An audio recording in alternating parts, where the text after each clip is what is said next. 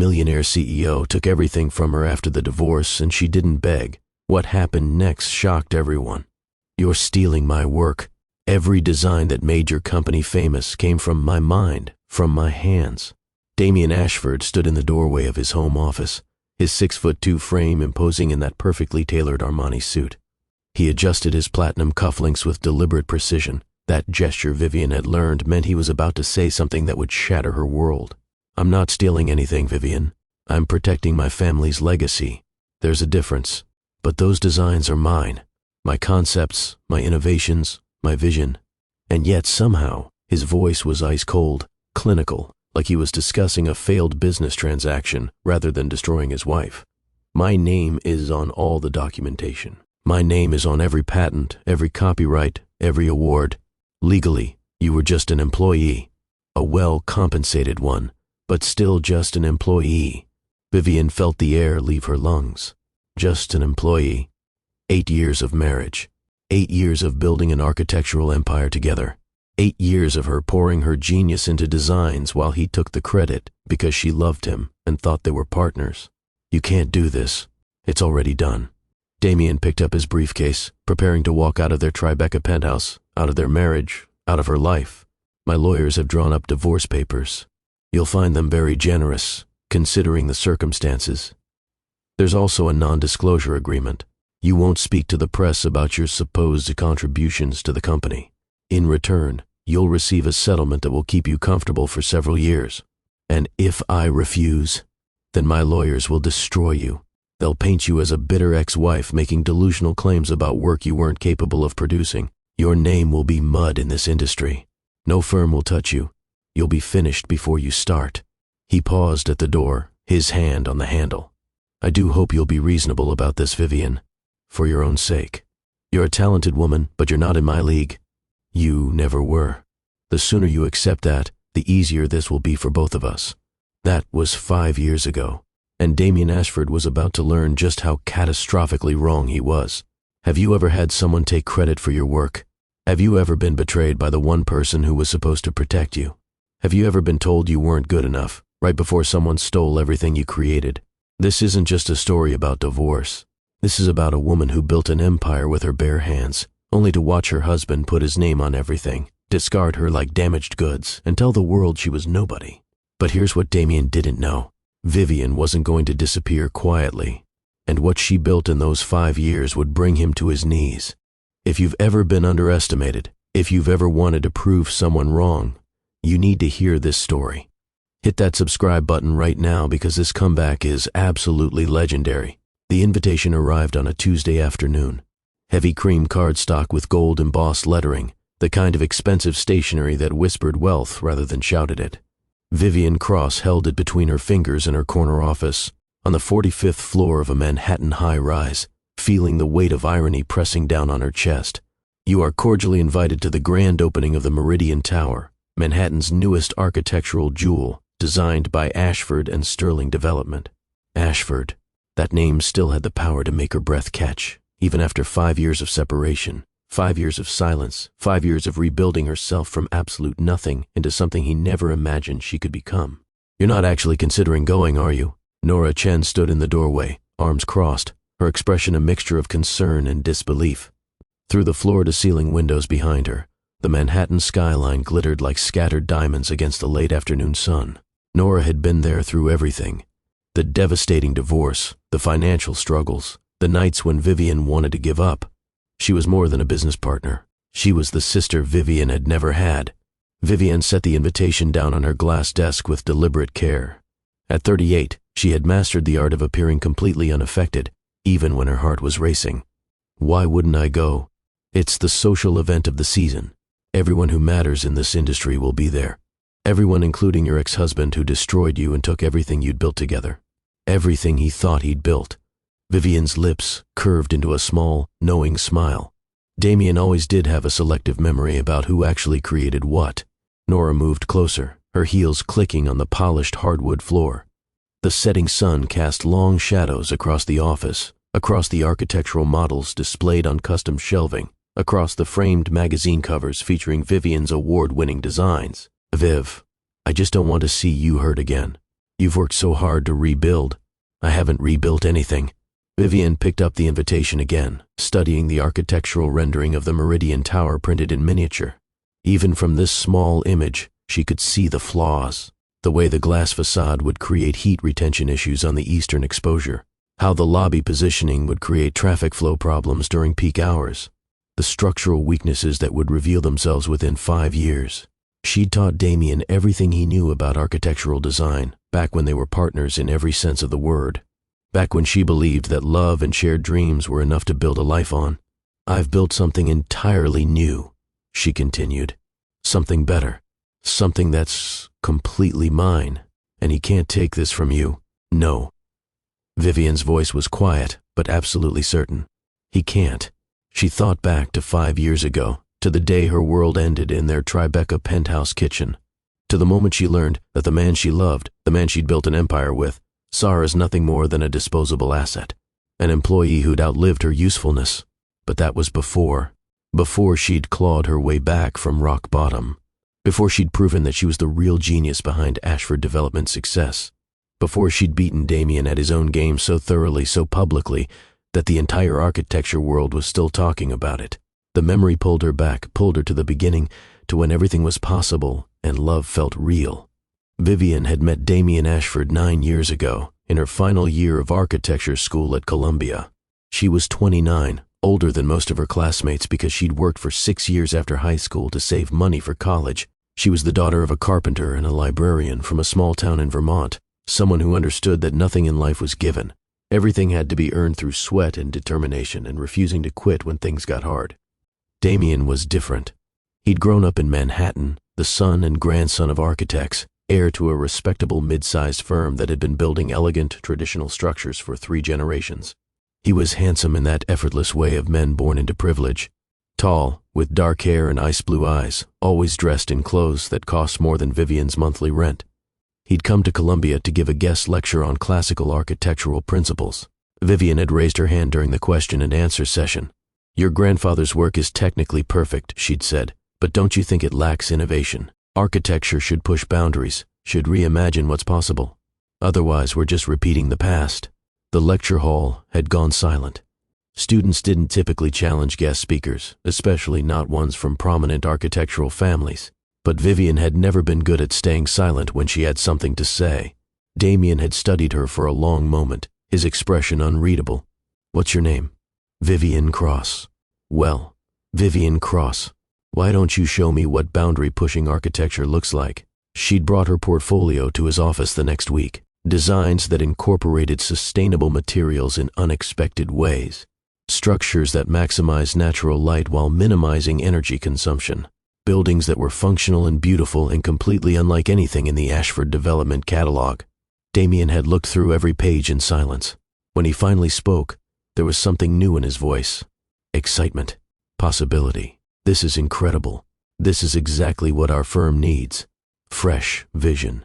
Innovation. He'd looked up at her with those ice-blue eyes. How would you like a job? That had been the beginning. She'd joined Ashford Development as a junior architect, but within 6 months, she was the creative force behind their most ambitious projects.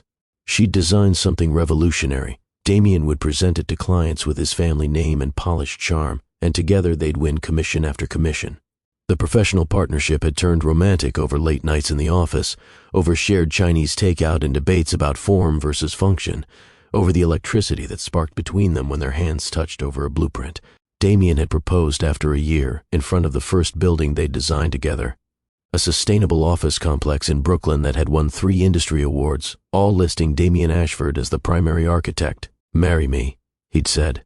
Let's build something bigger than buildings. Let's build a life. She'd said yes without hesitation. She loved him. She believed in their partnership. And she didn't care that his name was on the awards and the articles while hers appeared in small print, if at all. They were a team. What did it matter whose name was bigger? For 3 years, their marriage had been good. Great, even. Vivian designed, Damien presented. Ashford Development grew from a respectable family firm into one of Manhattan's most sought-after architectural companies. They bought the Tribeca penthouse. They traveled to Paris and Tokyo and Dubai, studying architecture and gathering inspiration. They talked about having children someday, about building a legacy together. But slowly, so gradually that Vivian didn't notice until it was too late, things began to change. Damien's family had never really accepted her. His grandmother, the matriarch of the Ashford dynasty, made no secret of her disappointment that Damien had married a carpenter's daughter from Vermont instead of someone from their social circle. His mother was polite but distant. His father asked pointed questions about her background, her education, whether she really understood the world they inhabited. And then, Margot Sterling entered their lives. She was everything Vivian wasn't. Manhattan-born, hotel heiress, society pages regular. She moved through their world with the easy confidence of someone who'd never had to prove she belonged. She appeared at charity galas and industry events, always perfectly dressed, always saying exactly the right thing to exactly the right people. Damien had mentioned her casually at first. Margot Sterling's family is interested in a hotel renovation. Margot had some interesting thoughts on the Palmer project. Margot's hosting a dinner party. We should attend. Vivian had designed a stunning concept for the Sterling hotel renovation. Damien had presented it. Margot's family had been so impressed they'd invited Damien to join their foundation board. More opportunities followed. More connections. More evenings when Damien came home late from meetings or dinners or events that Margot had organized. Vivian had pushed down the unease. She told herself she was being paranoid. Damien loved her. They were partners. She was imagining problems that didn't exist. And then came that Tuesday evening, 6 months after Margot Sterling had entered their orbit.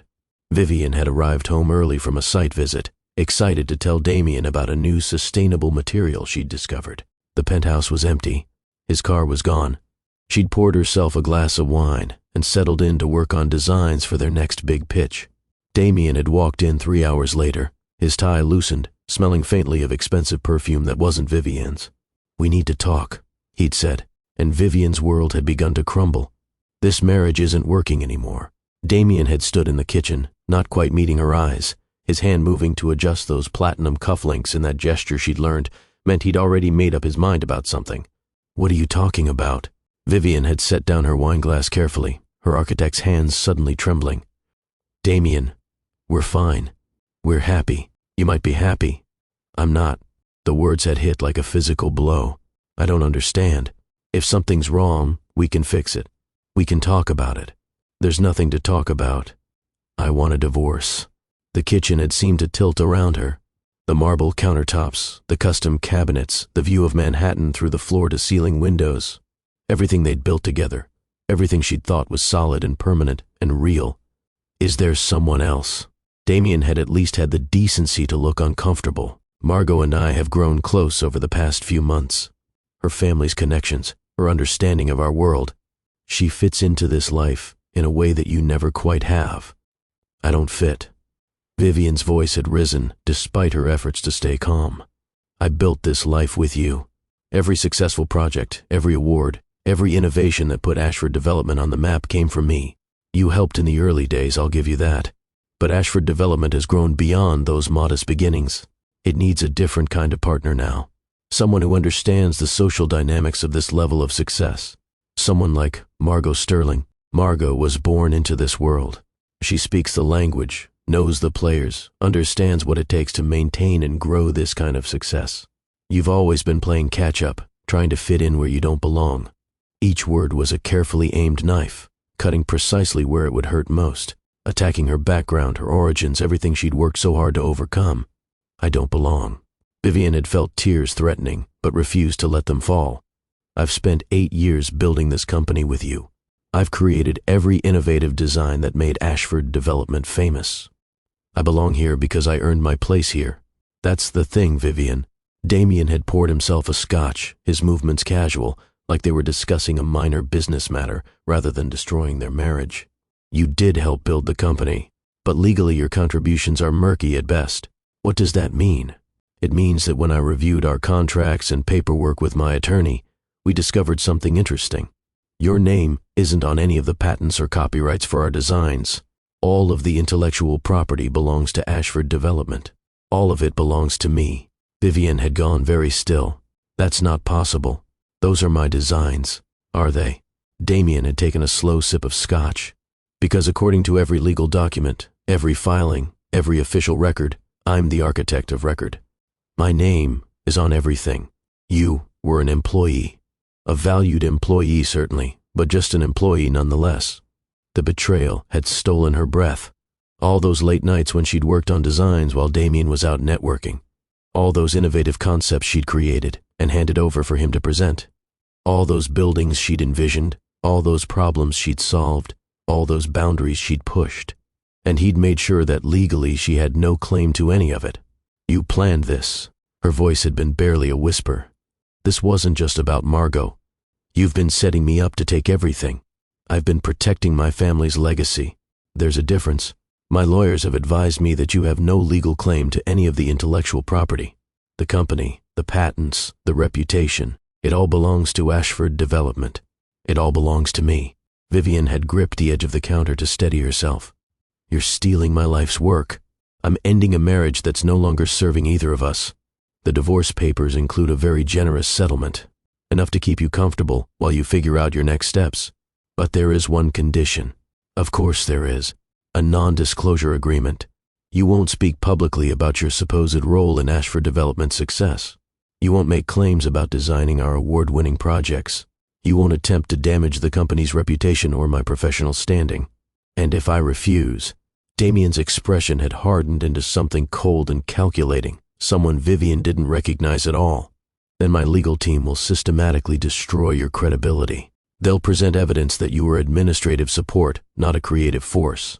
They'll find colleagues who'll testify that I was always the visionary while you were, at best, a competent assistant. They'll paint you as a bitter, delusional ex-wife trying to claim credit for work she wasn't capable of producing. He'd moved toward the door, picking up the briefcase he'd set down when he arrived. By the time they're finished, no architecture firm in this city will touch you. You'll be unhireable, Vivian. Your name will be synonymous with false claims and professional dishonesty. You'll never work in this industry again. So my choices are stay silent and disappear, or fight back and be destroyed. Those are your choices, yes. I suggest you take the settlement and move on quietly. You're a talented woman. I'm sure you'll find something else to do with your life. Just not architecture. Vivian had stared at this man she'd loved, this man she'd built an empire with, this man who was casually dismantling everything she'd worked for as if it meant nothing. What about us? What about the promises we made to each other? Damien had paused at the door. I'm in love with Margot. We're planning to announce our engagement next month, after the divorce is filed. Her family's already discussing a merger between Ashford Development and Sterling Properties. This is what's best for everyone. Best for you, you mean. Best for my career. Best for the company. Best for my future. You were a good partner for a time, Vivian, but I've outgrown what you can offer. With that, he'd walked out. She'd heard his footsteps crossing the marble foyer, heard the elevator doors open and close, heard the sound of her marriage ending in the mechanical whir of a descending elevator. Vivian had stood alone in that kitchen for a long time. The kitchen in the penthouse her designs had paid for, even if his name was on the deed. Surrounded by the life she'd helped create, that was being taken away as if she'd never mattered at all. She'd thought about crying, thought about screaming, thought about throwing her wine glass at those expensive abstract paintings on the wall. Instead, she'd walked to her private study, the one room Damien never entered because he found it cluttered with her sketches and models and creative chaos. She'd opened her laptop and begun methodically copying every design file, every concept sketch, every innovation she'd ever created. If he thought he could erase her, he was wrong. She'd make sure she had evidence of everything. The divorce proceedings had moved with brutal efficiency. Richard Morrison, the attorney Vivian hired with the last of her savings, had reviewed the settlement paperwork with grim resignation. Legally, you don't have much ground to stand on. Damien was smart. Every patent, every copyright, every official document lists him as the architect of record. You were employed by Ashford Development, but there's no paper trail establishing you as a creative partner. But I created those designs. Vivian had sat in Richard's office, watching her life be reduced to legal terminology and contractual obligations. Everyone at the firm knew I was the real innovator. Can you prove it? Can you find colleagues who'll testify to that, knowing it means going against Damien Ashford and likely ending their own careers in this industry? Vivian had closed her eyes. No, she couldn't. Damien held too much power, had too many connections. Anyone who spoke up for her would be blacklisted just as thoroughly as she was about to be. The settlement he's offering is substantial. $3 million. That's enough to start over, Go back to school for something else. Build a different kind of life. I don't want a different life.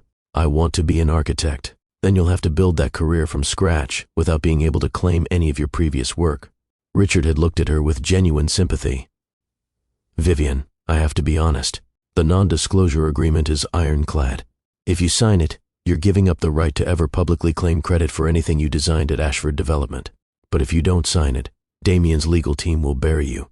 They have unlimited resources and a vested interest in protecting their client's reputation, so I'm supposed to just disappear. Let him steal everything and move on like none of it mattered. I'm saying you need to think carefully about whether fighting this battle is worth the cost. Vivian had read through the divorce papers, feeling her heart break with each page. The marriage was dissolved. The settlement was paid. The non-disclosure agreement was executed. And Vivian Cross, soon to be no longer Vivian Ashford, would exit the architecture world as if she'd never been part of it at all. She'd asked Richard for time to think. She'd taken the papers back to the small studio apartment in Queens she'd rented with what little money she had left. The contrast to the Tribeca penthouse was devastating. 400 square feet instead of 3,000. A view of a brick wall instead of Manhattan's skyline. Furniture from thrift stores instead of custom-designed pieces. This was her life now. This was what happened when you trusted the wrong person, when you let love blind you to reality, when you built something beautiful with someone who saw you as disposable. Vivian had sat on her second-hand couch, staring at the divorce papers, feeling the full weight of what she'd lost crushing down on her. The marriage, the career, the reputation, the life. Everything gone because she'd made the mistake of believing in partnership, in love, in a future that had never been as real as she'd thought. She should sign the papers, take the money, walk away, find something else to do with her life, just like Damien had suggested. But as she sat there in that tiny apartment, something shifted inside her. A spark of defiance, of rage, of absolute refusal to let this be the end of her story. Damien thought he'd won. He thought he'd successfully erased her contribution to Ashford Development's success. He thought she'd take the settlement and disappear quietly, just another ex-wife who'd been traded in for a newer model. He had no idea who he was dealing with. Vivian had set the divorce papers aside. She'd opened her laptop and begun researching. Patent law, copyright procedures, how to start a business under a corporate entity, how to build an architecture firm from absolute scratch, how to compete in an industry that thought she was nobody. She would sign the papers eventually, but not yet, not until she'd used every day of their legal marriage to her advantage, to build something Damien would never see coming. If he wanted to play hardball, she'd show him what a real fight looked like. The first few months after Damien moved out were the hardest of Vivian's life. Harder than putting herself through architecture school while working 3 jobs. Harder than proving herself in a male-dominated industry. Harder than anything she'd ever endured. The settlement money Damien had offered would have made things easier. But Vivian refused to sign the papers, refused to take his money, refused to agree to the terms that would erase her from the story of her own success. So she survived on her rapidly dwindling savings while she figured out her next move. The architecture firm she'd once been courted by suddenly had no openings. The colleagues who'd praised her work stopped returning her calls. The industry that had celebrated Ashford Development's innovations had apparently decided that Damien alone deserved the credit. Vivian took a job as a barista at a coffee shop in Brooklyn. 6 in the morning until 2 in the afternoon, 5 days a week, making lattes for the same kind of Manhattan professional she used to be. The humiliation of it burned. Every customer who looked through her like she was invisible. Every complicated drink order barked like she was stupid. Every pittance of a tip that still mattered because she was counting every dollar. But she needed to eat, needed to pay rent, needed to survive long enough to execute the plan that was forming in her mind. At night, after her shifts, she designed. She filled notebook after notebook with concepts, innovations, solutions to architectural problems she noticed around the city. She studied every building she passed, analyzing what worked and what didn't, training her eye to see opportunities where others saw limitations. And she researched patent databases, copyright law, business registration procedures, the mechanics of building a company so thoroughly separated from her old life that Damien would never see it coming. 3 months after Damien moved out, Vivian filed paperwork to legally change her name back to her maiden name. Vivian Cross. A clean break from the Ashford identity, a fresh start that would let her build something new without the weight of her failed marriage attached to it. She registered a business entity, Cross Architectural Innovations, a company name that meant nothing to anyone, that had no connection to Ashford Development, that could grow and evolve without anyone linking it to Damien's discarded ex-wife. The first client came through a flyer she'd posted at the coffee shop. A young couple in Brooklyn wanted to renovate their brownstone. They had a tiny budget, barely enough to cover materials, certainly not enough to hire one of the established firms they'd initially approached. Vivian met with them on her day off, portfolio in hand, prepared to explain that she was a new architect trying to build her reputation. But when she showed them her designs, concepts she'd created but could never claim credit for, their eyes had widened with genuine excitement. "This is incredible." The wife, Melissa, had flipped through page after page. "You understand exactly what we're trying to do. All the other architects wanted to give us generic renovations. You're actually listening to how we want to live in this space." "I can't pay much," Vivian had admitted. "I'm just starting out. This would be as much for my portfolio as for your home." The husband, Jason, had looked at his wife, then back at Vivian. "When can you start?" That brownstone renovation became the foundation of everything. Vivian poured every ounce of creativity into it. She maximized the limited space with innovative storage solutions. She repositioned windows to flood the rooms with natural light. She chose sustainable materials that were both beautiful and functional.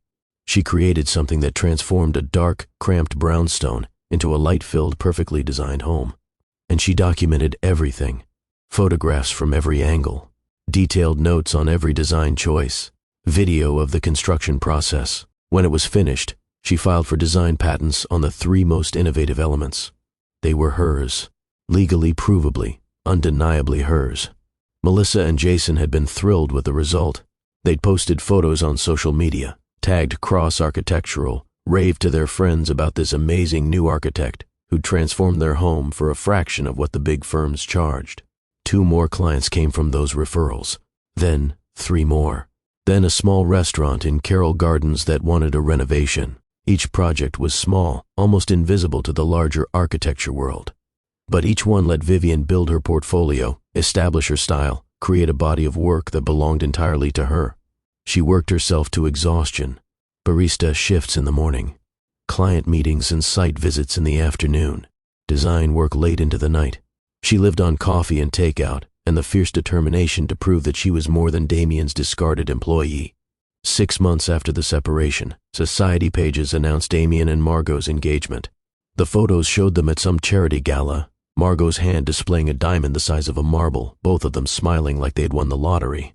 The announcement mentioned the upcoming merger of Ashford Development and Sterling Properties, creating a real estate and architecture powerhouse that would reshape Manhattan's skyline. Vivian had stared at those photos for a long time. This was the life Damien had chosen. The society wife, the family connections, the empire built on a foundation that Vivian had created but could never claim. She'd closed her laptop and gone back to designing, back to building, back to creating the future that would eventually make Damien regret every choice he'd made. 18 months after the separation, Cross Architectural had completed 15 residential projects and won its first commercial commission. A boutique hotel in Brooklyn, nothing massive, but enough to prove Vivian could handle larger scope work. The hotel owner had seen her brownstone renovations and been impressed by her innovative use of limited space. "Your vision is exactly what we need," the owner had said. "All the big firms wanted to give us cookie-cutter designs. You understand that every space has unique potential." The boutique hotel project was Vivian's breakout moment. She designed something that maximized natural light, incorporated sustainable materials, and created an atmosphere that felt both luxurious and welcoming. When it opened, design blogs took notice. Small mentions at first, but mentions nonetheless. Emerging architect brings fresh vision to Brooklyn boutique hotel. Cross Architectural Innovations creating buzz with sustainable design approach. Who is Vivian Cross and why isn't she more famous? Damien wouldn't have seen those small blog posts. His world was Manhattan penthouse projects and international commissions, not Brooklyn boutique hotels. But Vivian was building, brick by brick, design by design, a reputation that was entirely her own. 2 years after the separation, Vivian received an invitation to speak on a panel about sustainable architecture. It was a small conference, nothing prestigious, but it was industry recognition. Proof that Cross Architectural was becoming known for innovation and environmental consciousness. She'd stood on that panel, answering questions about her design philosophy, her approach to sustainability, her vision for architecture's future. And she'd been careful, so careful, to never mention Ashford Development, to never hint at her past, to present herself as exactly what her business registration claimed, a new architect with fresh ideas. But after the panel, an older architect had approached her. His name was Marcus Webb, and he'd been in the industry for 40 years. "Your work reminds me of someone," he'd said, studying her face. "There was an architect at Ashford Development years ago. The designs coming out of that firm had a similar innovative quality. Then suddenly it stopped.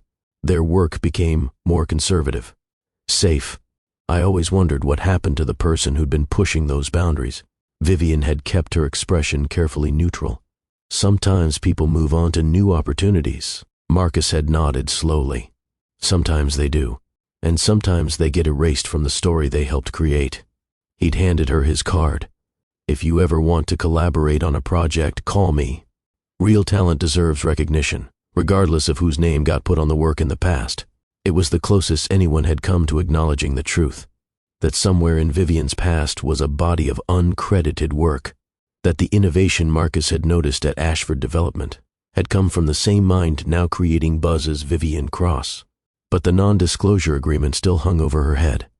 She couldn't confirm Marcus's suspicions, couldn't claim credit for those old designs, could only keep building forward, creating new work that would eventually overshadow anything she'd done before. 3 years after the separation, Cross Architectural had grown to 8 employees, young architects who believed in Vivian's vision, who wanted to be part of something innovative and meaningful. The office was still small, nothing like Ashford Development's sleek headquarters, but it was real and it was growing. Vivian began bidding on larger commercial projects. Not massive commissions, not yet, but respectable mid-sized buildings that would establish Cross Architectural as a serious player. And slowly, incrementally, she started winning those bids. Each victory was sweet. Each client who chose innovation over an established name was validation. Each time an architecture publication mentioned Cross Architectural's fresh approach, Vivian felt the future she was building become more solid, more real. And then came the announcement that would change everything. New York City was soliciting proposals for the Bryant Park Innovation Center, a $50 million public architecture project that would reshape one of Manhattan's most beloved spaces. The biggest commission in the city in a decade. The kind of project that would define an architect's career. 10 firms were invited to submit proposals. Ashford and Sterling Development was on the list, the presumed favorite based on their reputation and connections. Cross Architectural Innovations was also invited, the dark horse, the emerging firm that had been making waves with innovative designs. For the first time since Damien had destroyed her career, Vivian would compete directly against him. Not in small Brooklyn projects he'd never notice, but on the biggest stage in Manhattan architecture. A public competition where the entire industry would judge whose vision was superior. Vivian assembled her best team. They spent 4 months on the proposal, working nights and weekends, pushing every boundary they could imagine. This wasn't just another commission. This was Vivian's chance to prove publicly and undeniably that she was the superior architect. The design she created was everything Damien's recent work wasn't. Bold where he played it safe. Innovative where he relied on classical principles. Community-focused where he emphasized prestige. She designed a space that would serve all New Yorkers, not just the elite. A building that incorporated green technology and sustainable materials while remaining beautiful and welcoming. It was personal.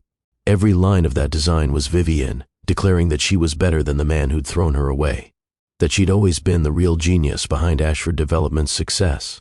That his biggest mistake was believing he could succeed without her. The presentation day arrived with all the pressure of a championship game. Vivian stood before the city commission, her design displayed on massive screens, her team arranged behind her in a show of unified vision. Across the room, Damien presented the Ashford and Sterling proposal. It was elegant, classical, safe. The kind of design that would look impressive but break no new ground. Exactly what Vivian expected from someone who'd been coasting on her old innovations for years. The commissioners asked tough questions about sustainability, accessibility, community impact, long-term maintenance. Vivian answered with the confidence of someone who'd thought through every detail, every implication, every possibility. Damien answered with polish and prestige, leaning heavily on Ashford and Sterling's reputation rather than the specific merits of his design. 2 weeks later, The decision was announced at a press conference covered by every major architecture publication. Vivian stood backstage, her heart pounding, knowing that this moment would define everything that came next. The commission chairs stepped to the podium. After careful consideration of all proposals, we've selected the design that best represents the future of public architecture in New York City. The Bryant Park Innovation Center will be designed by Cross Architectural Innovations. The room erupted in camera flashes and excited murmurs. Vivian walked onto the stage, shaking hands with commissioners, smiling for photographers, feeling the weight of 5 years of struggle lifting from her shoulders. She'd done it. She'd beaten Damien Ashford at the highest level of their profession. She'd proven that innovation trumped reputation, that real talent couldn't be erased, that the woman he'd called not good enough was actually better than he could ever hope to be. In the audience, Vivian caught sight of Damien. His expression was carefully controlled, professionally gracious in defeat, but she could see the tightness around his eyes, the tension in his shoulders. He was devastated, and he still had no idea that Vivian Cross, the architect who just humiliated him publicly, was the same woman he'd discarded 5 years ago. But he was about to find out. The architecture press exploded with coverage of the Bryant Park decision. Within hours, Vivian's photo was everywhere. Industry blogs, design magazines, social media feeds. The emerging architect who'd beaten the established powerhouse. The fresh vision that had triumphed over old money and connections. And then someone started digging into her background. It began innocuously enough. A junior reporter at Architecture Digest doing research for a profile piece. She'd found Vivian's Columbia records, noticed the gap between graduation and the founding of Cross Architectural, started asking questions about those missing years. Then she found the marriage certificate. Vivian Cross had been Vivian Ashford. She'd been married to Damien Ashford. She'd worked at Ashford Development for 8 years before the divorce. The story broke 3 days after the Bryant Park announcement. Former Ashford Development employee beats her ex-husband's firm for major commission. The headline screamed across every architecture publication in the country. Vivian's phone exploded with interview requests. Her office was besieged by reporters. The architecture world, which had been impressed by Cross Architectural's victory, was now ravenous for the personal drama behind it. Nora had burst into Vivian's office, tablet in hand, her expression somewhere between concern and vindication. It's everywhere, Viv. Every major publication is running the story. They're digging into your marriage, the divorce, your time at Ashford Development. Vivian stared at the headlines scrolling across Nora's screen. She'd known this moment would come eventually. The truth was too juicy, too dramatic for the press to ignore once they started investigating. But she'd hoped to control the narrative, to reveal her connection to Damien on her own terms. What are they saying? Nora scrolled through articles. Most of it's speculation right now. Questions about what role you played at Ashford Development, whether you contributed to their award-winning designs, why you left. There's a lot of comparison between old Ashford work and your current projects, people noting the stylistic similarities. Are they mentioning the non-disclosure agreement? Not yet. But Vivian, you know they'll find it eventually. Divorce records are public. Someone will pull the settlement documents and see that you signed an NDA about your contributions to the company. Vivian stood and walked to her office windows, looking out over the Manhattan skyline. Somewhere out there, Damien was dealing with his own version of this crisis. His ex-wife, the woman he dismissed as just an employee, had not only beaten him publicly, but was now the center of an industry-wide conversation about who really deserved credit for Ashford Development's past success. I need to make a statement. Are you sure? Once you start talking, the NDA. The NDA prevents me from claiming credit for specific Ashford Development designs. It doesn't prevent me from acknowledging I worked there or discussing my general role. Vivian turned back to Nora. I won't violate the legal terms, but I also won't let Damien control this narrative anymore. What are you going to say? The truth. As much of it as I legally can. Vivian gave one interview, just one, to Architectural Digest, the most respected publication in the industry. She sat across from the reporter, a woman named Catherine Mills who had a reputation for tough but fair journalism, and she told her story. I met Damien Ashford in my final year at Columbia. I joined his family's firm as a junior architect and we fell in love. We got married, we worked together for 8 years, and then we got divorced. Those are the facts. Catherine leaned forward. But what was your role at Ashford Development? The designs that made that firm famous, did you contribute to those? I was part of the creative team, yes. I can't speak to specific projects because of the terms of my divorce settlement, but I will say that during my time there, I learned an enormous amount about architecture, about innovation, about pushing boundaries. The education informs everything I do now at Cross Architectural. People are saying that your current work is stylistically very similar to Ashford Development's output from 5 to 8 years ago. Before the divorce, Vivian had smiled, carefully, strategically. I think what people are noticing is that my design philosophy has been consistent. Whether that philosophy was expressed through Ashford Development or through Cross Architectural, the core principles remain the same. Innovation, sustainability, human-centered design. Those values don't change based on whose name is on the door. Did Damien Ashford support your decision to start your own firm? My ex-husband and I have very different perspectives on many things. That's why we're no longer married. Do you think the Bryant Park Commission should have gone to Ashford and Sterling? I think the commission made the right choice. They selected the design that best served their vision for the project. That's how it should work. Merit, not reputation. The interview had run with the headline, Vivian Cross on beating her ex-husband, building her own legacy, and why innovation matters more than name recognition. It was perfect. Classy, professional, revealing just enough to make readers draw their own conclusions without violating the NDA's legal restrictions. Vivian came across as gracious and talented. Damien, by implication, came across as someone who might have been taking credit for work he hadn't done alone. The architecture community's response was immediate and overwhelming. Social media exploded with support for Vivian. Young architects, especially women, shared the article with comments about being undervalued and uncredited. Hashtag Vivian Cross trended for 3 days. Architecture historians began pulling old Ashford Development projects, comparing them to Cross Architectural's recent work. The stylistic similarities were undeniable. The innovative problem-solving, the sustainable material choices, the human-centered approach. It was all there in the old work, and it was all present in Vivian's new designs. People started asking uncomfortable questions. If Vivian Cross's design philosophy was so consistent, and if Ashford Development's work had dramatically changed after her departure, what did that say about who had really been the creative force? Damien issued his own statement through a publicist. Vivian was a valued member of our team during her time at Ashford Development. I wish her continued success with her own firm. It was bland, corporate, defensive, and it made him look worse than if he'd said nothing at all. Within a week, Ashford and Sterling had lost 2 major commission bids. Clients who'd been considering their proposals suddenly went with younger, more innovative firms. The whisper campaign had started. Damien Ashford isn't the genius we thought he was. His ex-wife was the real talent all along. Vivian watched it unfold with a mixture of satisfaction and sadness. She'd never wanted to destroy Damien. She'd just wanted recognition for her own work, the chance to build something that couldn't be taken from her. But the industry had made its judgment, and it wasn't in Damien's favor. 4 months after the Bryant Park announcement, Vivian finally signed the divorce papers.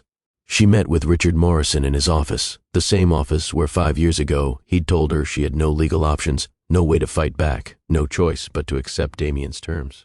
Why now? Richard asked as she signed the final page.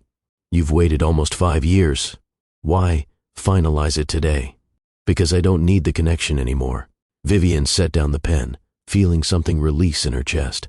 For 5 years, Damien and I have been legally married even though we've lived completely separate lives. I kept that legal tie because it felt like, unfinished business. Proof that he hadn't completely erased me from his life. But I don't need that anymore. You've proven everything you needed to prove. I've built something real. Something that's completely mine. The divorce doesn't define me anymore. Vivian stood, smoothing her skirt. I'm not Damien Ashford's ex-wife.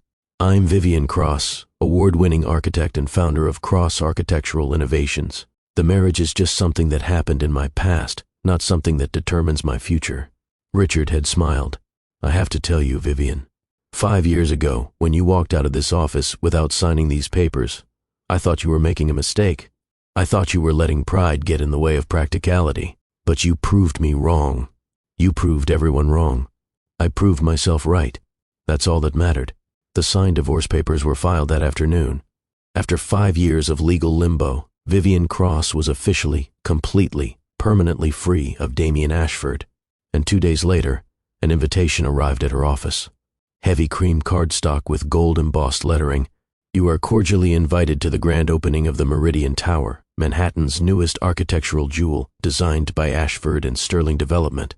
Vivian had stared at that invitation for a long time. This was Damien's newest project, his statement piece meant to reassert Ashford and Sterling's dominance after the Bryant Park loss. He was inviting her to witness his comeback. Or maybe, she thought, he didn't even know she'd be on the guest list. The Meridian Tower opening was the social event of the season. Everyone in the industry would be there. The invitations had probably gone out to every major architectural firm in the city, including hers. "Are you going to go?" Nora had asked. And Vivian, feeling the weight of finality from those signed divorce papers, feeling the confidence of everything she'd built over 5 years, had smiled. "Yes, I think I will. If this story is keeping you on the edge of your seat, do me a favor right now. Hit that like button and drop a comment telling me what you would say to your ex if you had Vivian's success. And make sure you're subscribed because the confrontation that's coming, you won't want to miss it." The night of the Meridian Tower opening arrived with perfect autumn weather. Cool but not cold, clear skies, the kind of evening that made Manhattan feel magical. Vivian dressed carefully, deliberately. A midnight blue gown, custom made by an emerging designer she'd discovered. Simple, elegant, showing confidence without ostentation. Her hair swept up, minimal jewelry, makeup that enhanced rather than transformed. She looked in the mirror and saw someone who belonged in that world, not because she'd married into it, but because she'd earned her place through talent and determination and refusing to quit when everything seemed impossible. Nora had offered to attend with her, but Vivian had declined. This was something she needed to do alone, a closing of the circle, facing the man who'd tried to destroy her from a position of complete and undeniable success. The Meridian Tower's lobby was already crowded when she arrived. Manhattan's architectural elite mingling under soaring ceilings, admiring the dramatic glass installations and sleek modern design. Vivian moved through the space with an architect's eye, immediately cataloging the flaws. The acoustics were terrible. Every conversation echoed, creating a constant rumble that made it hard to hear the person next to you. The lighting created harsh shadows, unflattering and uncomfortable. The traffic flow was poorly planned, creating bottlenecks near the elevator banks and refreshment tables. These were amateur mistakes, the kind of errors Damien would never have made when Vivian had been there to catch them, to think through the practical implications of aesthetic choices, physical proof that he'd declined without her guidance. She accepted a glass of champagne from a waiter and studied the space more carefully. The glass facade would create incredible heat retention problems on the eastern. Exposure. Anyone with offices on that side of the building would roast in the afternoon sun. The structural supports were positioned in ways that would limit flexibility for future renovations. The elevator placement would create waiting time issues during rush hours. It was a beautiful building from a distance. But up close, for anyone who understood architecture, it was riddled with problems that would become obvious within months of occupancy. Vivian. The voice behind her was achingly familiar despite 5 years of silence. "I wondered if you'd actually come." She turned slowly, giving herself time to arrange her expression into polite neutrality. Damien Ashford stood 3 feet away, and the years had not been kind to him. He was still handsome, still imposing in his custom tuxedo, but there was a tightness around his eyes that hadn't been there before, stress lines that expensive skincare couldn't quite erase. He looked older than his 42 years, worn down by pressure and competition, and the weight of maintaining a reputation built on someone else's genius. Damien. Vivian kept her voice even, professional. "Congratulations on the opening. The tower is exactly what I expected." He caught the subtle dig. His jaw tightened almost imperceptibly, that little tell she remembered from their marriage. The one that meant he knew he'd made a mistake but wouldn't admit it.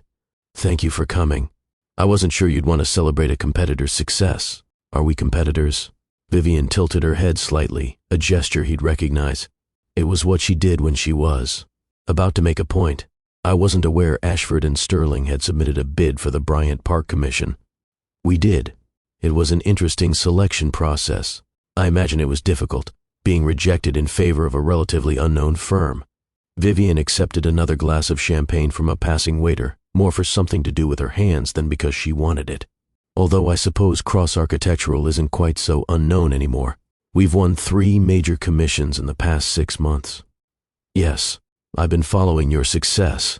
The way he said it, with a mixture of admiration and regret, and something that might have been longing, made Vivian's composure waver for just a moment. She steadied herself, remembering the kitchen in the Tribeca penthouse, remembering you're not in my league, you never were. Have you? That must be strange for you. Watching the employee you dismissed become your most successful competitor. Vivian, we should talk, privately. There are things I need to say to you. Are there? I can't imagine what we'd have to discuss. Our divorce was finalized last week, in case you didn't receive the notification from your attorney. Damien's eyes widened slightly. You finally signed. I did. There was no longer any reason to maintain even a legal connection between us. Before he could respond, a woman materialized at his elbow. Margot Sterling, now Margot Ashford, looked exactly as Vivian remembered from society page photos. Blonde, beautiful in a cold porcelain way, wearing a cream-colored gown that probably cost more than most people's monthly salary. She looped her arm through Damien's with practiced possessiveness. Darling, you're neglecting our guests. Margot's smile didn't reach her eyes. And you must be the ex-wife. How brave of you to come tonight. Vivian extended her hand, noting Margot's slight hesitation before accepting it. And you must be the current Mrs. Ashford. My condolences. Margot's smile froze. Excuse me. Being married to Damien must be challenging, now that he no longer has someone else's genius to rely on. Vivian's voice was honey-sweet, each word precisely calibrated to land exactly where it would hurt most.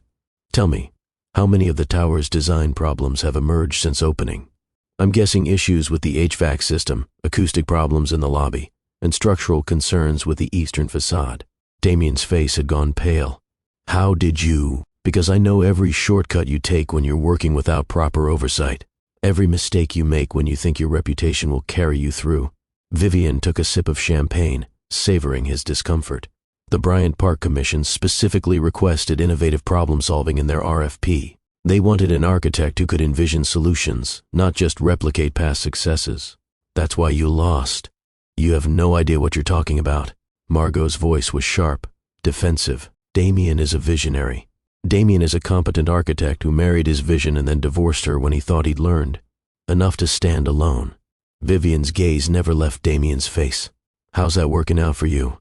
Still winning commissions based on work we created together 5 years ago. What happens when the industry realizes you've been coasting on old glory? Vivian. Damien's voice was rough with emotion she couldn't quite identify. Anger, regret, desperation. Can we please talk privately? Why? So you can explain how you've struggled without me. How Margot's social connections haven't translated into architectural innovation. How every major firm in the city is buzzing about Cross Architectural's fresh approach, while Ashford and Sterling is becoming known for playing it safe. She set down her champagne glass with deliberate care. I didn't come here to gloat, Damien, though I certainly have reason to. I came here to see if you'd learned anything in 5 years. If you'd grown at all. But looking at this tower, seeing the same mistakes, the same lack of vision, I have my answer. Vivian turned to leave, but Damien caught her arm. The touch sent an unwelcome jolt through her system, muscle memory from years of intimacy that her body hadn't forgotten, even if her heart had moved on. Please, just 5 minutes. That's all I'm asking. She should have said no, should have walked away with her dignity intact and her victory secure. But something in his voice, a crack in the polished exterior she'd never heard before, made her pause. 5 minutes, but not here. They found privacy in an unfinished office space on the 15th floor. The room was empty, except for paint cans and drop cloths scattered across the floor. Through the windows, Manhattan sprawled in all directions, a galaxy of lights against the darkness. From this height, the city looked beautiful, full of possibility. You couldn't see the flaws from up here. I made a mistake, Damien said as soon as the door closed behind them. The biggest mistake of my life. Leaving me, you mean?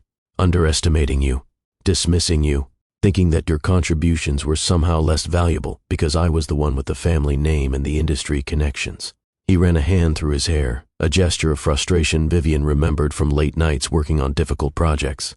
I convinced myself that I'd learned everything you had to teach me, that I could replicate your innovative thinking on my own. I was wrong. Yes. Vivian kept her voice neutral. You were. I've been watching your rise, Vivian. Every commission you've won, every boundary you've pushed, every time the industry has praised Cross Architectural for the exact kind of innovation that used to define Ashford development. Do you know what that's been like? watching you succeed and knowing that I destroyed the partnership that made me successful in the first place. I imagine it's been frustrating, though probably not as frustrating as being called just an employee after years of pouring my creativity into work someone else took credit for. Damien flinched. I was cruel. I was scared and prideful, and I lashed out in the worst possible way. Margot's family was offering connections I'd always dreamed of. She came from the world I'd always wanted to be part of, and I convinced myself that meant she was the better choice. And was she? She's beautiful, well-connected, perfect for a CEO's wife in all the superficial ways that matter to people who value those things. He met Vivian's eyes. She's also completely uninterested in architecture beyond how it affects our social standing. She doesn't understand the work, doesn't care about the innovation, doesn't see the beauty in pushing boundaries. Every conversation we have is about appearances, reputation, status. That's what you wanted 5 years ago. What I thought I wanted, what I'd been raised to believe mattered. Damien moved closer, and Vivian fought the urge to step back. Living with you, I had a partner who understood my work because she was creating it alongside me. Someone who challenged me, pushed me, made me better than I could ever be alone. I didn't appreciate that until it was gone. Damien, why are you telling me this? Vivian asked, genuine curiosity overriding her defensiveness. Do you want absolution? Forgiveness? What outcome are you hoping for from this conversation? Honestly, I don't know. He laughed, but there was no humor in it. Maybe I just needed you to know that I realize what I lost. That every success you've had is proof of what we could have built together if I hadn't been so monumentally stupid. We did build something together, and then you destroyed it because you valued the wrong things. You can't undo that, Damien. No amount of regret changes what happened. I know. But, Vivian. He paused, seeming to gather courage. Is there any chance we could work together again? Not as spouses, I'm not asking for that. But as partners, your vision, my resources and connections. We could create something extraordinary. Vivian stared at him, genuinely shocked. You want to be partners again. I know it's a lot to ask. I know I have no right to ask it after what I did, but from a purely professional standpoint, we were an incredible team. Cross Architectural has the innovation, but you're still a relatively small firm. Ashford and Sterling has the resources and reputation, but we're lacking the creative edge we used to have. Together we'd be exactly what we were 5 years ago. Vivian interrupted. Me providing the genius, you taking the credit. Except this time I'd be walking into it with my eyes open, which somehow makes it worse. It wouldn't be like that. Equal partners, equal credit, everything documented and legal. Your name on everything alongside mine. For a moment, just a moment, Vivian let herself imagine it. The resources of Ashford and Sterling combined with her innovative vision, the projects they could take on, the boundaries they could push, the impact they could have on the architectural landscape. Then she remembered standing in the Tribeca kitchen, being told she was just an employee. She remembered the years of struggle, rebuilding her reputation from nothing. She remembered every small victory of the past 5 years, each one entirely hers. No. Her voice was firm, final. My answer is no. Vivian, I don't need your resources, Damien. I don't need your reputation or your connections or your family name. I've built something real on my own merit, and I'm not about to compromise that by tying myself to you again in any capacity. You're letting pride get in the way of an incredible opportunity. I'm letting self-respect guide my decisions. There's a difference. Vivian moved toward the door. Your 5 minutes are up. Wait. The desperation in his voice stopped her. Is this about revenge? Are you punishing me for what I did? Vivian turned back, studying the man she'd once loved with almost clinical detachment. You think awfully highly of yourself if you believe my career decisions revolve around you. I'm not trying to punish you, Damien. I'm simply building the life I deserve, which happens to not include you in any capacity. I still love you. The words hung in the air between them, raw and unexpected. Vivian felt something twist in her chest, some old wound that hadn't quite healed despite everything she'd accomplished. No, you don't. Her voice was gentle, almost kind. You love what I could do for your career. You love the idea of recapturing past glory. You might even love the challenge of winning back someone who's rejected you. But you don't love me. You never really did. That's not true. If you'd loved me, you wouldn't have dismissed my contributions as insignificant. If you'd loved me, You wouldn't have protected your reputation by erasing my role in our success. If you'd loved me, you would have fought for our marriage instead of trading it in for social advancement." She reached for the door handle. "I hope you find happiness with Margot. I genuinely do, but you won't find redemption with me." Vivian walked out of that empty office, leaving Damien surrounded by paint cans and drop cloths and the physical evidence of his declining abilities. She didn't look back, didn't give him the satisfaction of seeing whether his words had affected her. She returned to the main event, moving through the crowd with renewed confidence. Other architects approached her, wanting to discuss the Bryant Park project, asking about Cross Architectural's design philosophy, treating her like the industry leader she'd become. Across the room, she could see Damien return to Margot's side. The perfect couple, smiling for the cameras, playing the role of successful Manhattan power brokers. But Vivian could see the tension in his shoulders, the tightness around his eyes. He was trapped in the life he'd chosen, realizing too late that he'd traded everything real for something hollow. As the evening wound down, Vivian was asked to say a few words. The event organizers wanted comments from notable guests, and she was now notable enough to warrant public remarks. She accepted the microphone, looking out over the assembled architects and developers and society figures. The future of architecture belongs to those willing to take risks. Her voice carried across the lobby, clear and confident. Reputation can't replace vision. The industry doesn't need architects who play it safe. We need innovators who push boundaries, who imagine solutions that don't exist yet, who believe that buildings can change lives and communities. Every word was a subtle rejection of Damien's approach, of the safe classical designs he'd fallen back on without her innovation to guide him. But she never mentioned him by name.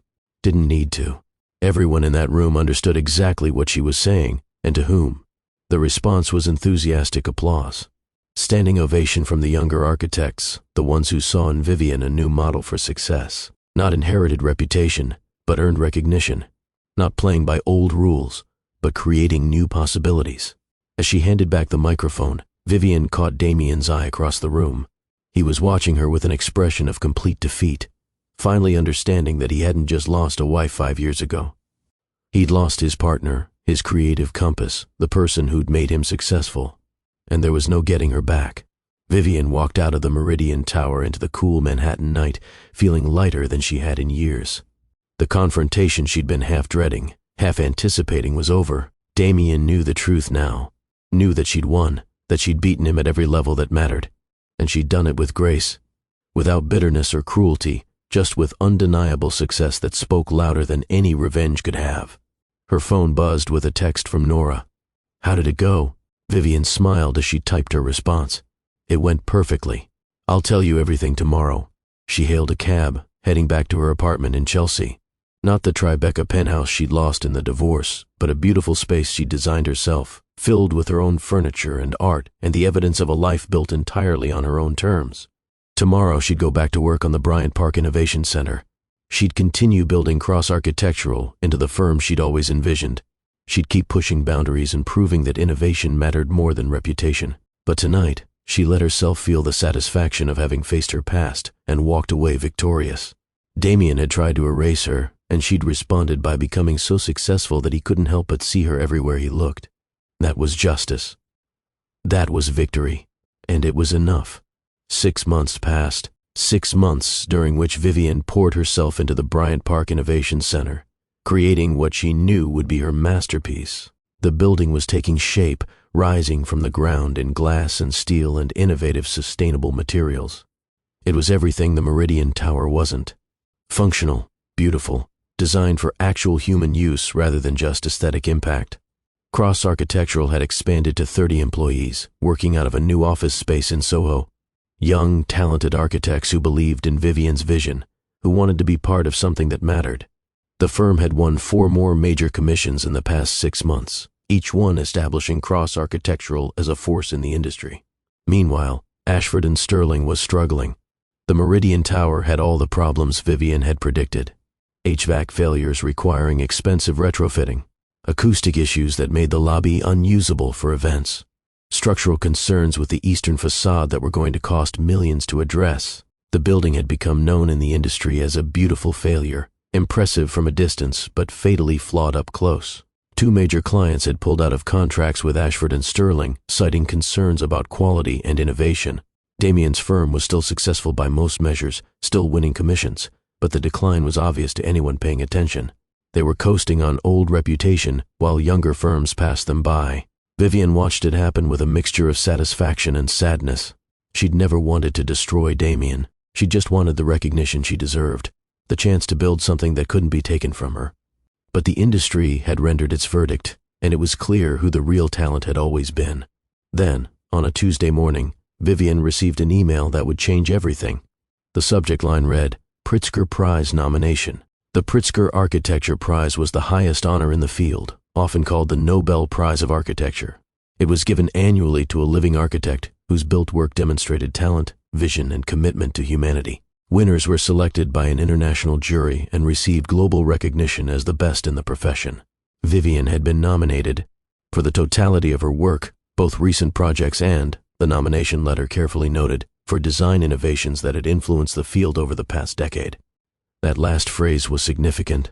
The jury was acknowledging that Vivian's influence extended beyond just cross-architectural's work, that her design philosophy, her innovative approach, had been shaping architecture, even when her name wasn't publicly attached to it. It was as close as anyone could come to officially recognizing that she'd been the creative force behind Ashford Development's success without explicitly saying so. The nomination process was rigorous. Site visits to her completed projects, interviews with clients and colleagues, detailed review of her design philosophy and approach. Vivian spent 3 months being scrutinized by the Pritzker jury, answering questions about her work, explaining her vision for architecture's future. And then, on a spring morning 8 months after the Meridian Tower opening, the announcement came. Vivian Cross was the newest Pritzker Prize laureate, the youngest woman ever to receive the honor. The architecture world exploded with congratulations and celebration. Vivian's phone wouldn't stop ringing. Messages flooded in from colleagues, clients, former professors, people she hadn't heard from in years. Everyone wanted to celebrate her achievement, to associate themselves with her success. The awards ceremony was scheduled for 2 months later at the Metropolitan Museum of Art. The entire industry would be there. Every major architect, every significant firm, everyone who mattered in the field, including Damien Ashford. Vivian sat in her office, holding the Pritzker notification letter, feeling the weight of complete vindication settling over her. 5 years ago, Damien had told her she wasn't in his league, that she was talented but would never achieve the kind of success he took for granted. And now she'd won the most prestigious award in their profession. An award Damien had been nominated for twice and passed over both times. An award that declared her the best architect in the world. She thought about calling him, about rubbing his face in her victory. But that wasn't who she was. She'd won by being better, not by being cruel. Her success spoke for itself. No gloating necessary. Instead, she called her team together, gathered the 30 people who'd believed in cross-architectural, who'd worked nights and weekends to bring her visions to life, who'd been part of this incredible journey. We won. She stood in the center of their Soho office, surrounded by people who felt like family. The Pritzker Prize. We won. The celebration that followed was joyous and genuine. These people had earned this victory alongside her. They'd taken risks on an emerging firm, believed in innovation over reputation, proven that doing great work mattered more than playing it safe. As the celebration wound down, Nora pulled Vivian aside. How does it feel? Vivian looked around the office, at the talented people she'd assembled, at the evidence of success on every wall. It feels like I finally proved everything I needed to prove.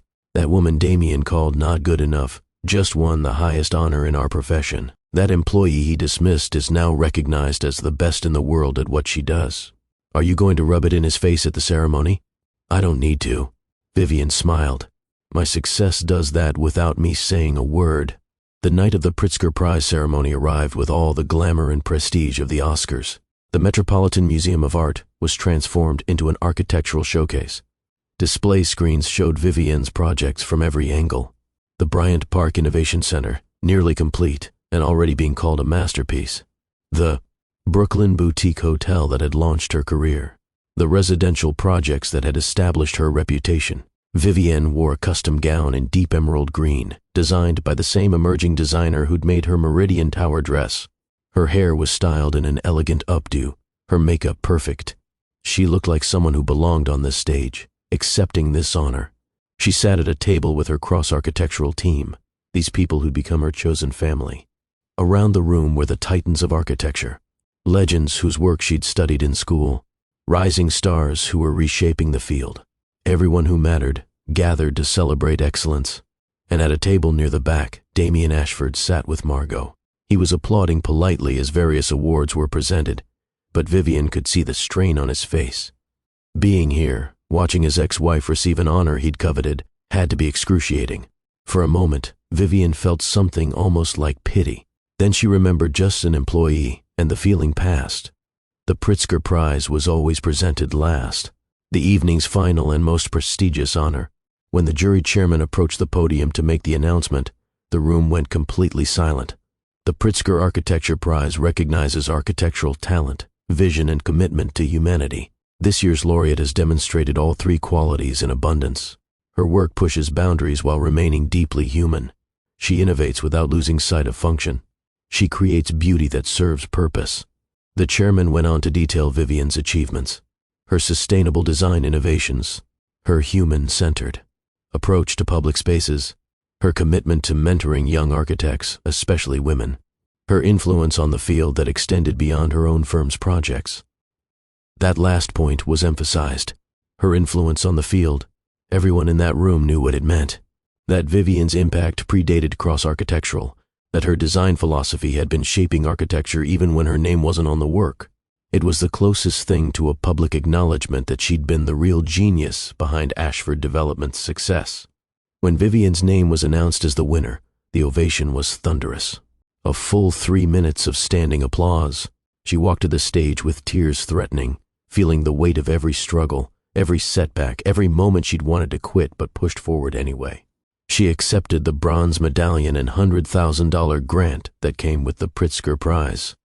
She stood at the podium, looking out over the assembled architects, feeling the full magnitude of what she'd accomplished. "Thank you." Her voice was steady despite the emotion threatening to overwhelm her. "This honor means everything to me, not just because it's recognition of my work, but because of what it represents. A belief that innovation matters, that pushing boundaries is worth the risk, that architecture can and should make people's lives better." She paused, gathering her thoughts. "I want to dedicate this award to everyone who's been told they're not enough, everyone who's had their contributions dismissed or stolen, everyone who's been underestimated because they don't fit someone else's definition of success. Your worth isn't determined by who recognizes it. Your value isn't diminished because someone failed to appreciate it. Keep creating. Keep innovating. Keep believing in your vision, even when others can't see it." The applause was deafening. People were on their feet again, many with tears in their eyes. Young architects, especially women, who heard in Vivian's words their own stories of being overlooked and underestimated. As Vivian left the stage, she passed Damien's table. Their eyes met for just a moment. He was clapping, and the look on his face was pure anguish. Pride at her achievement mixed with devastating awareness of what he'd lost. In that moment, Vivian felt the last remnant of anger dissolve. He'd wounded her deeply, but that wound had forged her into someone stronger than she ever could have been with him. She'd needed to be broken to discover just how powerful she could become. Later, after the formal ceremony ended, Vivian found herself surrounded by well-wishers and admirers. A young woman, maybe 25, approached nervously. "Ms. Cross, I just graduated from architecture school. I read about what happened with your ex-husband, how he tried to erase your contributions. My boyfriend keeps taking credit for my designs, and I was thinking about letting it go because I love him and I don't want to seem difficult. But seeing you here tonight, it made me realize I deserve better." Vivian took the young woman's hands. "You do deserve better, and you're capable of more than you can imagine. Don't let anyone convince you otherwise. Not your boyfriend, not your professors, not anyone. Your talent belongs to you. Make sure your name is on your work. Make sure you get credit for what you create. Don't make my mistakes." The young woman left with renewed determination, and Vivian felt a sense of purpose beyond her own success. She wasn't just winning for herself. She was changing the industry, making it safer for the next generation of talented women to get the recognition they deserved. Nora appeared with champagne and a triumphant grin. "How does it feel, being the best architect in the world while your ex-husband's firm struggles to land mid-tier commissions?" "It feels earned. Every step of this journey, every success, every boundary pushed, I did it myself. No one can take that from me. He's watching you again. I know. This time, Vivian didn't bother looking back. But I'm done living my life in response to Damien Ashford's choices. This success isn't about him. It never was. She raised her glass to the room, to her future, to the brilliant young architects who would follow in her footsteps and refuse to be diminished. That night, after the celebration ended, Vivian returned to her apartment. On her desk was a handwritten note that had been delivered during the ceremony. Vivian, watching you tonight, I finally understood what I was too blind to see 5 years ago. You were never the one who needed me. I was the one who needed you. You've become everything I knew you could be, and I'm sorry I wasn't wise enough to be there for the journey. I hope you build 1,000 buildings that change the skyline. I hope every one of them bears your name. And I hope that someday you'll think of me without pain. Damien. Vivian read the note twice, then placed it in her desk drawer. It wasn't forgiveness exactly, but it was acknowledgement, the closing of a chapter that had defined too many years of her life. She turned to the windows of her apartment, watching the city lights flicker in the darkness. Somewhere out there, Damien was returning to his life with Margot, to his struggling firm, to the consequences of valuing the wrong things. But here, in her own space filled with her own achievements, Vivian Cross was free. She had been dismissed, betrayed, told she wasn't good enough for the world she'd helped create. And she had responded by building an empire that proved every single doubt wrong. 1 year later, the Bryant Park Innovation Center stood complete, a gleaming testament to Vivian's vision. The building had exceeded every expectation, sustainable, beautiful, functional in ways that made people's daily lives better. It incorporated green technology that reduced energy costs by 40%. It created flexible public spaces that served all New Yorkers, not just the elite. It was already being called one of the most important architectural achievements of the decade. The grand opening drew thousands. City officials, architecture critics, community members who had actually used the space. Vivian stood at the podium, looking out over the crowd, feeling the weight of complete satisfaction. This building represents what architecture can be when we prioritize people over prestige, innovation over reputation, purpose over profit. It exists because a commission was willing to take a chance on a new vision instead of relying on an old name. I hope it inspires others to do the same. The ovation was heartfelt and genuine. This wasn't just industry recognition. This was community appreciation for something that would genuinely improve lives. After the ceremony, as Vivian toured the building with journalists and critics, she noticed Damien standing at the edge of the crowd. He wasn't there in any official capacity. Ashford and Sterling hadn't been involved in the project at all. He'd come simply to see what she'd created, to witness the manifestation of the vision he'd once dismissed. Their eyes met across the lobby. Vivian felt nothing. Not anger, not satisfaction, not even curiosity. Just the neutral acknowledgement of someone who'd once been important but wasn't anymore. Damien raised his hand in a small wave. A gesture of congratulation, perhaps, or simple acknowledgement of her complete victory. Vivian nodded once, then turned back to the journalist asking her questions about sustainable design. She had more important things to focus on than ghosts from her past. Later that evening, Vivian learned through industry gossip that Damien and Margot were divorcing. The marriage had been strained for years, apparently. Margot had left him when Ashford and Sterling's financial difficulties became serious enough to threaten their lifestyle. She'd found someone wealthier, someone more connected, someone whose reputation wasn't tarnished by obvious decline. Vivian felt a moment of sympathy for Damien, understanding now what it felt like to be valued only for what you could provide, to be discarded when you were no longer useful. But the feeling passed quickly. He'd chosen that life. He'd valued those superficial things. He was simply experiencing the consequences of his own priorities. Cross Architectural continued to grow. Vivian took on an ambitious project in Singapore, another in Dubai.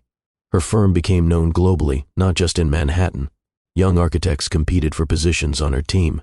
Universities invited her to give lectures. Her design philosophy was taught in architecture schools around the world. And through it all, Vivian maintained her commitment to mentoring, to lifting up the next generation, to making sure talented people got credit for their work. She'd started a scholarship program for architecture students from non-traditional backgrounds. She'd implemented transparent crediting practices at Cross Architectural that ensured every team member's contributions were documented and recognized. She was changing the industry, making it better, ensuring that what happened to her wouldn't happen to others. 3 years after winning the Pritzker Prize, Vivienne gave a TED Talk about success, betrayal, and building from nothing. She told her story publicly for the first time, not naming Damien, but being honest about having her work stolen, her contributions erased, her career nearly destroyed by someone who was supposed to love her.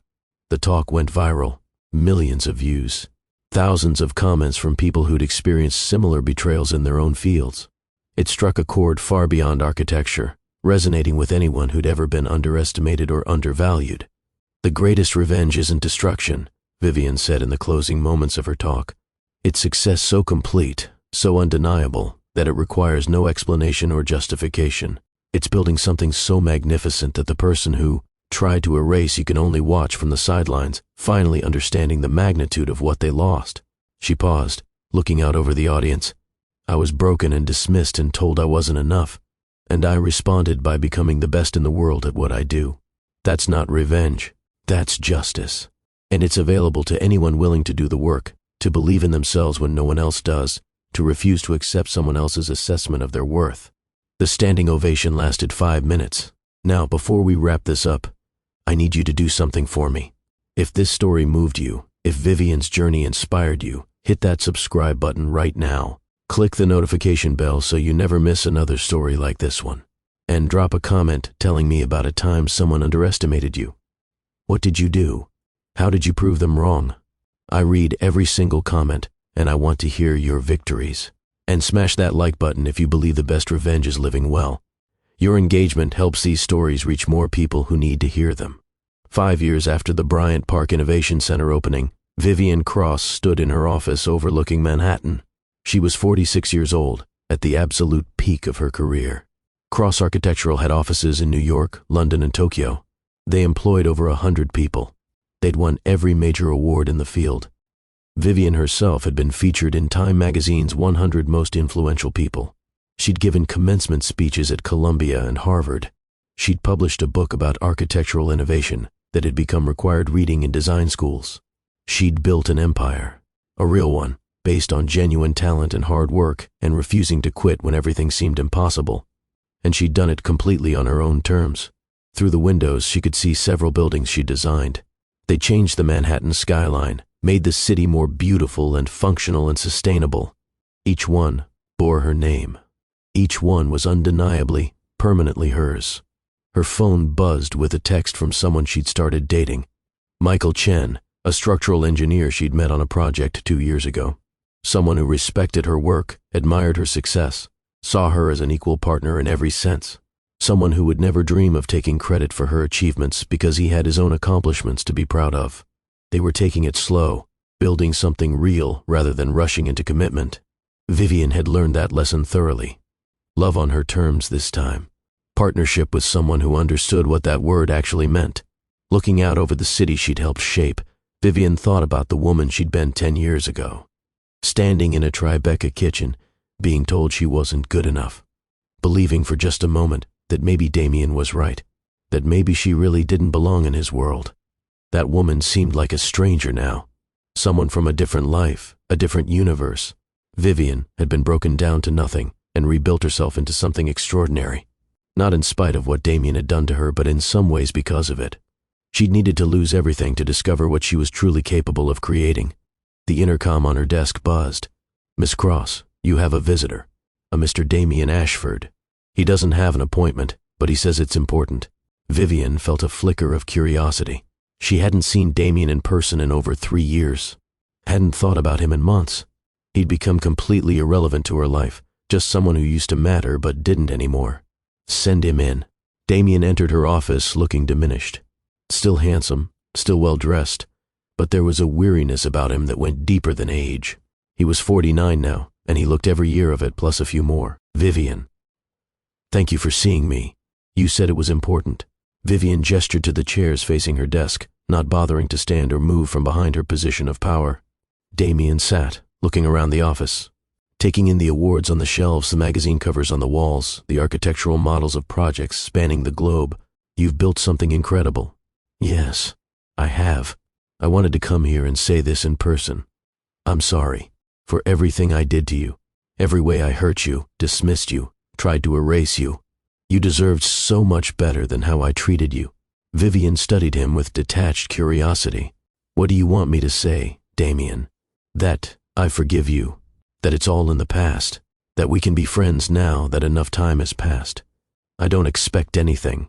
I just wanted you to know that I understand now what I destroyed, what I lost. You were the best thing that ever happened to me, and I was too stupid and arrogant to see it. That's probably true.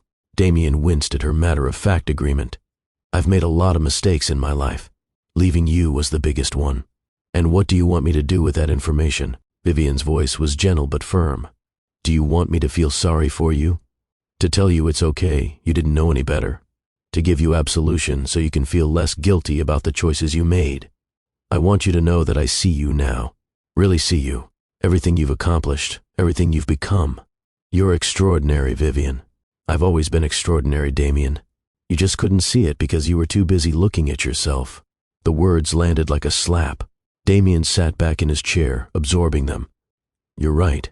I was so focused on my family's legacy, on maintaining my reputation, on proving I was worthy of the Ashford name, that I couldn't see the actual genius standing right next to me. By the time I realized what I'd lost, it was too late. Yes, it was. Is there any chance? Damien started, then stopped. Any possibility that we could? No. Vivian's voice was firm and final. There's no possibility of anything between us, Damien. No partnership, no friendship, no closure or redemption or whatever you came here looking for. You destroyed what we had, and it can't be rebuilt. Some things, once broken, can't be fixed. I understand. I hope you do, because I'm going to say this once, and I need you to really hear it. Vivian leaned forward, her eyes locked on his. What you did to me, trying to erase my contributions, taking credit for my work, throwing me away when you thought you'd learned everything I had to teach, that was the worst thing anyone has ever done to me. It nearly destroyed me. There were nights I wanted to give up, to accept that maybe you were right and I really wasn't good enough. Vivian.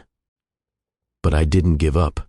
I chose to fight, to rebuild, to prove that my worth wasn't dependent on your recognition. And I won, Damien. I beat you at every level that matters. I'm more successful, more respected, more influential than you'll ever be. That's not arrogance. It's just fact. I know. So when you sit there and tell me you're sorry, that you realize what you lost, that you see me now, it means nothing to me. Your opinion stopped mattering years ago. You don't get to validate me after trying to erase me. You don't get to feel better by apologizing for something unforgivable. Then why did you agree to see me? Because I wanted to look you in the eye and know that I feel nothing. No anger, no bitterness, no desire for revenge. You're just someone who used to be important but isn't anymore. Seeing you confirms that I've completely moved past what you did. Damien stood slowly, understanding that the conversation was over. For what it's worth, I am proud of what you've built. Even if I have no right to feel that way. You're right, you don't. After Damien left, Vivian sat in her office for a long moment, processing the conversation. She'd told him the truth. She felt nothing. The man who'd once been her entire world was now just a stranger who'd briefly intersected with her life. She'd won. Not just professionally, but emotionally. She'd healed from what he'd done, built something better than what they'd had together, moved forward into a future where he was completely irrelevant. That was the ultimate victory. Not making him suffer, but making him meaningless. Vivian turned back to her work, to the exciting project in Singapore that was pushing boundaries in sustainable design, to the mentorship program she was developing for young architects, to the life she'd built that was full and meaningful and entirely her own. Damien Ashford had tried to erase her from the story of her own success, and Vivian Cross had responded by writing a new story so magnificent that his chapter became a footnote. She'd been dismissed as not good enough. She'd become the best in the world. She'd been told she didn't belong in his league. She'd created a league of her own where she set the standards everyone else tried to meet. That was how you won. Not with anger or bitterness or revenge, but by becoming so successful, so undeniable, so completely self-made, that the person who tried to destroy you could only watch from the sidelines and finally understand what they'd lost. And that, Vivian thought as she returned to her designs, was the sweetest victory of all. If you made it to the end of this story, thank you for being here. Stories like Vivian's remind us that being underestimated isn't the end, it's just the beginning of proving everyone wrong. If this resonated with you, Subscribe to this channel for more incredible stories of people who refuse to stay down. Share this video with someone who needs to hear that their worth isn't determined by who recognizes it. And tell me in the comments what you're building that will prove your doubters wrong. I believe in you, and I can't wait to hear your success story. Until next time, remember that the best response to being dismissed is becoming undismissible.